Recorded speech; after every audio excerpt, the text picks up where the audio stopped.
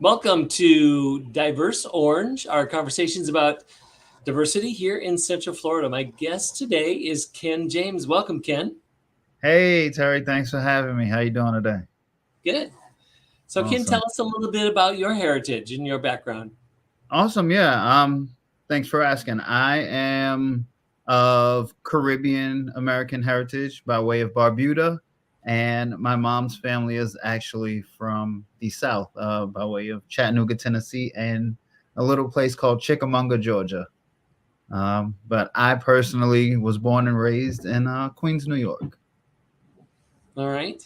And were you born and were you raised amongst a community of Caribbean folks? Yes. Thankfully, growing up, I was able to spend lots of time with my father's family, and really get that love and knowledge of my Caribbean heritage and the appreciation for everything that made me, as well as spending time with my mom's family and learning my roots and the heritage of soul food and just all of our traditions. And then we couple that with being in Queens and being in the Worldsboro, one of the most diverse places in the world. I was able to soak and appreciate all the different cultures that took part in raising me. What are some of the favorite things from either one of those heritages that you bring with you today?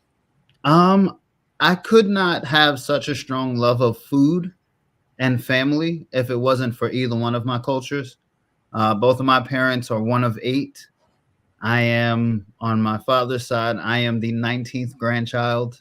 And then on my mother's side, I believe I am one of 26 or 27 grandchildren. So that culture and that fabric of family being together it's in me. It's not just a part of me, it's who I am. So I would have to say the love of food and the love of family to answer your question. All right. And what's your favorite food? Whew. I go through phases, but I would have to say my top three would be pizza, seafood, and my honey vanilla cornbread. All right. Well, the last one would relate to your southern roots. The Indeed. other Indeed. two, they're from your melting pot. Right, right. The joy of pizza is it's such a versatile avenue that you can throw some jerk shrimp on there with some pineapples and peppers, or you can have a mac and cheese slice and put some braised short rib on top of that, or have a traditional Neapolitan. So that's one of the things I love about pizza. All right. Well, you sound like you've tried some interesting varieties. Yes. What other varieties have you tried? Um, my all-time favorite slice is a ziti slice. Um, I love Italian cuisine as a whole. Uh, Ironically, that was one of the cultures that I featured in my dish at the Fusion Festival. Oh, I'm sorry, at the Fusion competition. Um, just that love of pasta and sauces and being able to tie family and tradition together and put it on a plate is just something that speaks to who I am. But I love sushi. I love dim sum, all things that were a part of my everyday cuisine as a child, all the way up to my teens and exploring different places to now imparting that love of food into my own children. And what are some favorite elements of family?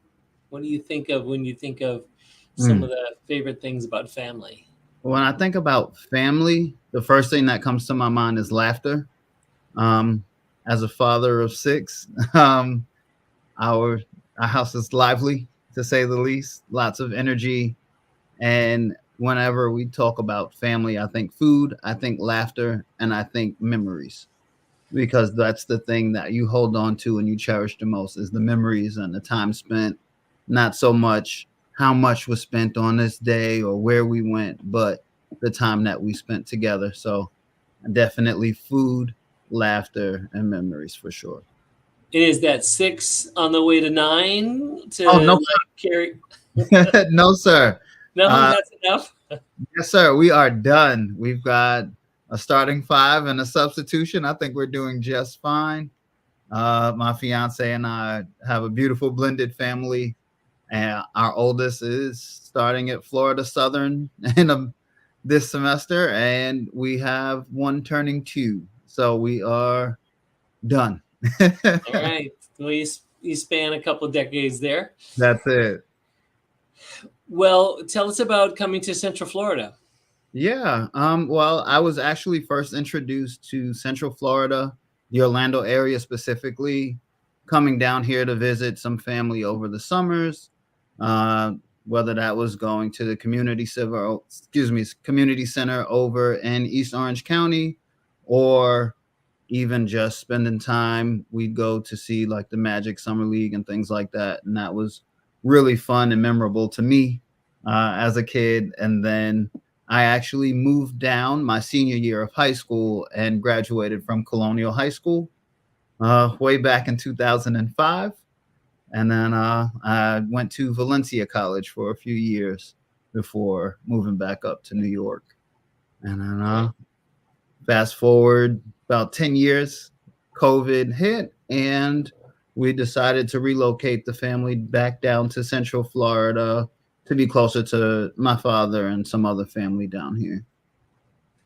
So you've seen Orlando grow then over the Yeah. years, but still it's not New York City. No. And tell us about how that difference affected you.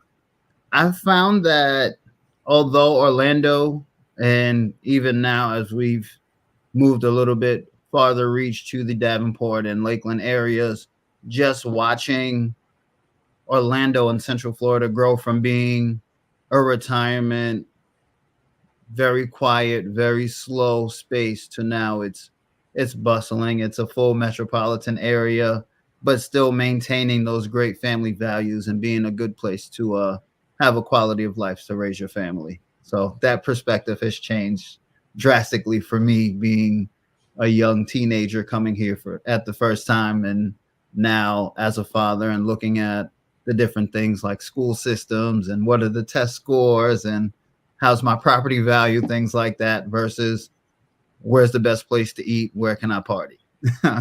For sure, Right. that's changed, but I appreciate that here in Central Florida they've maintained that close knit sense of community, which translates from New York here or wherever you are. Once you find that feeling of community, you can make it home. Well, from your perspectives of both locations, what do you think our community is missing? um that's a great question. If there is anything, I would say it is definitely diversity in the food scene. I find that just because it's soul food or it's a specific cuisine to an ethnic group doesn't mean that it can't be fine dining or an elevated dining experience. And I think that's something that those nuances are lost a little bit, and I hope to bring to Central Florida with Plates on Deck. So you are making food your livelihood. Yes, sir. How did you head into that? That's a great question. I actually started with making lunches for some coworkers when I was in the youth development field up in New York, where I was just making lunch for myself after a workout one day, and a couple of coworkers said, "What does that smell?" And then it just grew to, "Hey, can you make some lunch for the rest of us?" Then from there, it blossomed to be local catering. Oh, I'm having a party. Can you cook something? Can you bring something? Then we started with the seafood boils. And once I started with our Cajun seafood boils, things kind of took off from there. And the events got larger, the popularity grew. And yeah, I was able to transition from working 3 or 4 jobs to focusing full time on the Plates on Deck brand. Well, we're glad you're here. I'm looking forward to your providing a boil that I'm at. And Absolutely. thank you for, as you mentioned, participating in Fusion Fest Culinary Arts Contest. Thank you Yeah. for joining me here today. Thank you, Terry. I look forward to seeing you soon. Great. And thank you for those watching this edition of Diverse Orange. All right. You guys take care.